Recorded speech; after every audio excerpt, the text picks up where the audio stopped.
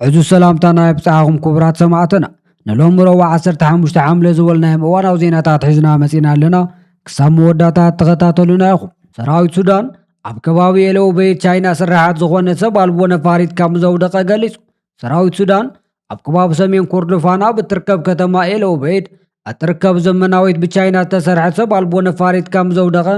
ኣንጻር ቁልጡፍ ደገፍ ሓይልታት ወይ ድማ RSF ውግእና ተጠናኸረ ኣብ ዝኸደሉ ዘሎ እዋን ገሊጹ እቲ ሰራዊት ኣብ ውሽጢ ሓደ ወርሒ ተመሳሳሊ ሰብ ኣልቦ ነፋሪት ከውደቐ እዚ ንሳልሳይ ግዜ እዩ ሚኒስትር ምክልኻል ሱዳን ብሶኒ ኣብ ዘውፅኦ መግለፂ ስርዓት ምክልኻል ኣየሩ ንኤፍኤች 95 ታክቲካዊ ሰብ ኣልቦ ነፋሪት ኣብ ሰሜናዊ ምዕራብ ኤሎቤት ከም ዘውደቐ ሓቢሩ ሰራዊት እቲ ሃገር ነታ ሰብ ኣልቦ ነፋሪት ናይ ፀላእ ሰብ ኣልቦ ነፋሪት ክብል እኳ እንተገለፃ ብዛዕባ እቲ ስርሒት ግን ተወሳኺ ዝርዝር ሓበሬታ ይሃብን ብመሰረት ሓበሬታ ሰራዊት ሱዳን እዛ ውሽጢ ሓደ ወርሒ ንሳልሳይ ግዜ ኣብ ዝተወቕዐት ኤፍኤች 95 ሰብ ኣልቦ ነፋሪት እያ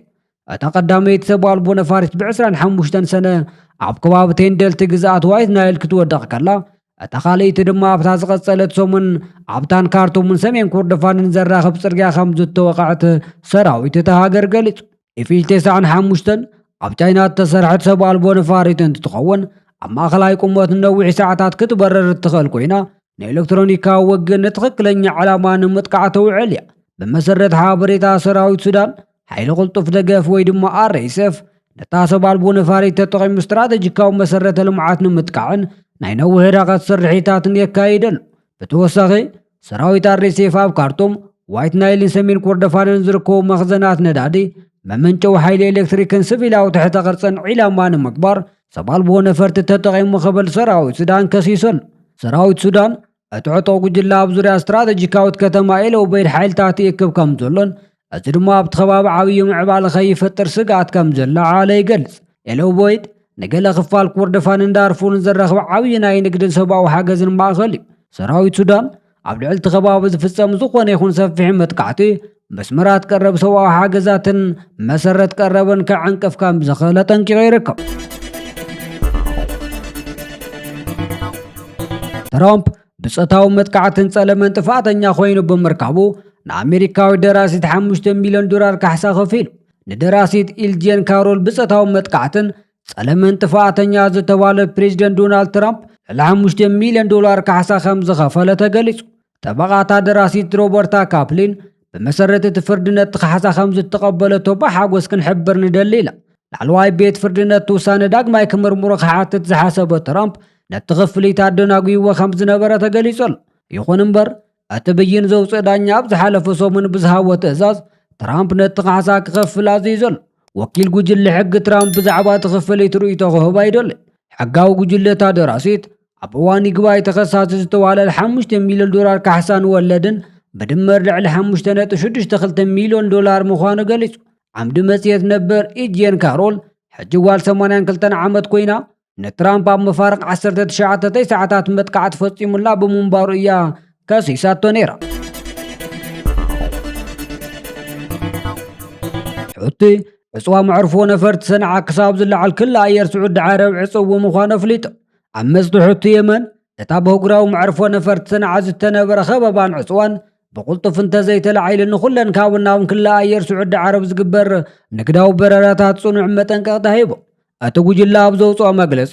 ኩሉን ሃገራዊ ንግዳዊ መንገዲ ኣየራት ንውሕስነተን ክብላ ካብ ክላ ኣየር ስዑድ ዓረብ ክቁጠባ ተሓሳሲቡ እቲ ህፁፅ መጠንቀቕታ ሕታው ደቡብ ምዕራብ ስዑድ ዓረብ ኣብ ዝርከቦ ህጉራዊ መዕርፎ ነፈርቲ ኣብሃ መጥቃዕቲ ከም ዝፈጸሙ ድሕሪ ምግላጾም ድሕሪ ሓደ መዓልቲ እዩ እቶም ዓመፅቲ እቲ መጥቃዕቲ ኣብ ቀረባ እዋን ኣብ መዕርፎ ነፈርቲ ሰንዓ ብዝተፈጸመ መጥቃዕቲ ነፈርቲ ምላሽ ከም ዝኾነ ገሊፆም ኣለዉ ወሃቢ ቃል ሕታ ኣብ ዝሃቦ መግለጺ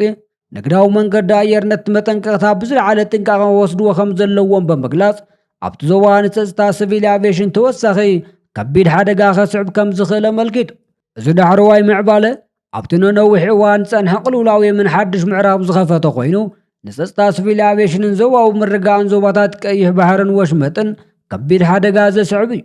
እዚ ኩነታት ብቁልጡፍና እተለዋወጠ እኳ እንተኾነ ካብ መንግስቲ ስዑድ ዓረብ ግን ወግዓዊ ምላሽ ኣይተውሃበ ኣምባሳደር ኣሜሪካ ኣብ ኢትዮጵያ ኤርቪን ማሲንጋ መቐለ ኣትዩ ኣብ ኢትዮጵያ ኣምባሳደር ሕቡራት መንግስታት ኣሜሪካ ኤርቪን ጄ ማሲንጋ ኣብ መዕርፎ ነፈርቲ ኣሎ ኣባነጋ እንተኣቱ ላዕለዎት ኣመራርሓ መንግስቲ ኣቀባብላ ገይሮምሎም ኣሎ። ኣምባሳደር ኣሜሪካ ኣብ ኢትዮጵያ ኤርቪን ማሲንጋ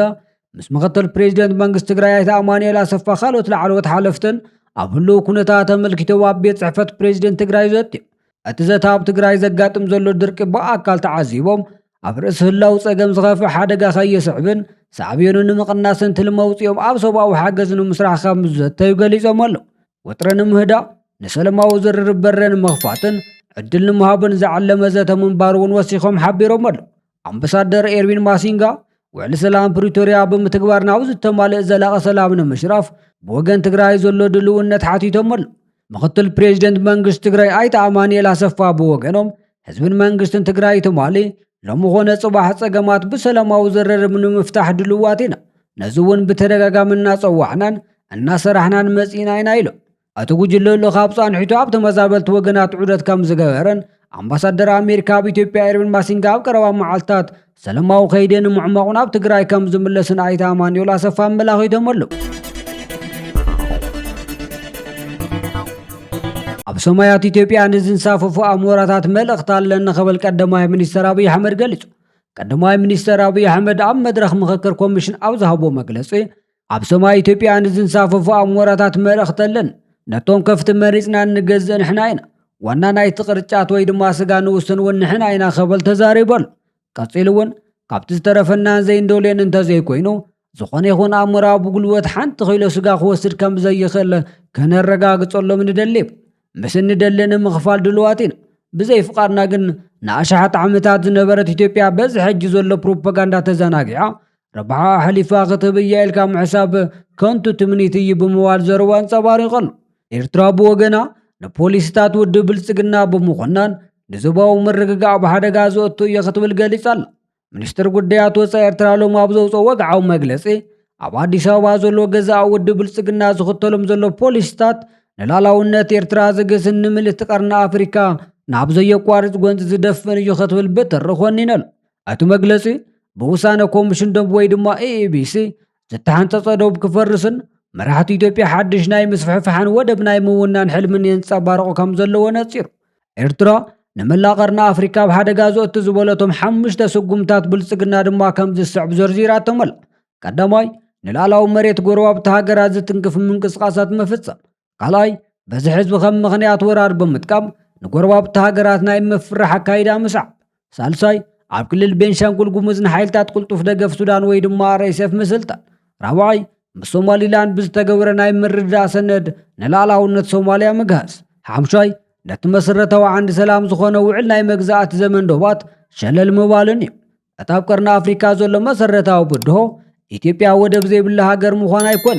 እቲ ናይ ሓቂ ስጋት ውድብ ብልጽግና ንናይ ውሽጢ ዓዲ ፖለቲካዊ ህላውን ንኸብል ንዞባዊ ምርግጋእ እግራዊ ሕግታትን ላዕላውነት ሃገራትን ንመስዋዕት ከቕርብ ምድላዩ ይብል ሚኒስተር ጉዳያት ወፃኢ ኤርትራ። በቲ ካልእ ወገን መንግስቲ ኢትዮጵያን ገዛኢ ውድብ ብልጽግናን ነዞም ተመሳሰልቲ ክስታት ቅድሚ ሕጂ ኣብ ዝሃቦ ምላሻት ፖሊስታቶም ኣብ ሰላማዊ ጉርብትና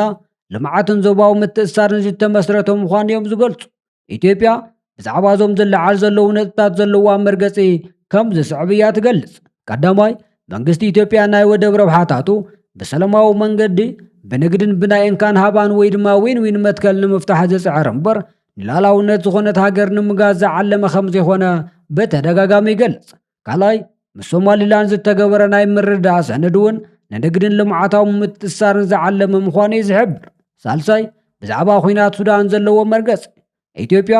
ኣብ ውሽጣዊ ጉዳይ ሱዳን ከም ዘይተኣተውን ነቲ ጸገም ብሰላማዊ ዘተ ብውሽጣዊ ሓይልታት ሱዳን ጥራይ ክፍታሕ ከም እትድግፍን ንስደተኛታት ሱዳን እውን ሓገዝ እናገበረት ከም እትርከብን እያ ትገልጽ። ዋላ እኳ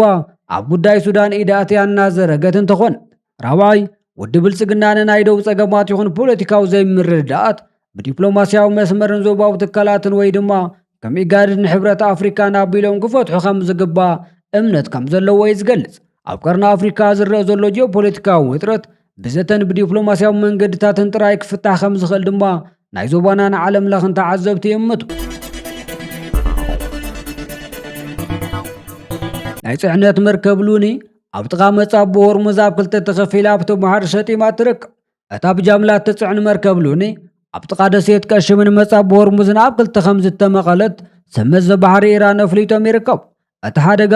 ትማል 14 ሓምለ ኣብ ገማግም ባሕር ባንዳር ዓዋስ የጋጥም። እታ ብናይ ቱርክ ኩባንያ ትመሓደርን ኣብ ትሕቲ ባንዴራ ሴንት ኪትን ኔቨስን እትንቀሳቐስ 43,000 ቶን ዝግመት እትጽዕን መርከብ ቅድሚ ሒደት መዓልትታት ምስ ካልእ ናይ ጽዕነት መርከብ ድሕሪ ምግጫዋ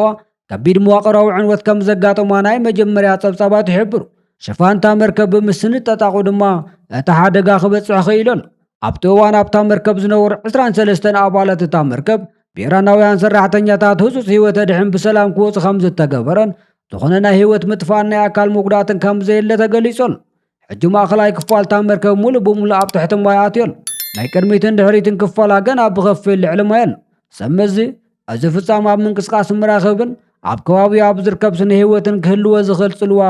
ይግምግሙ ኣለዉ። ክቡራት ሰማዕትና ንሎሚ ዝበልናዮም እዋናዊ ዜናታት እዚኦም ይመስሉ ነይሮም። ኣብ ቀጻሊ ብኻልኦት ሓደይቲ ዜናታት ክሳብ ንራኸብ ሰሰናይ ንዓኹም።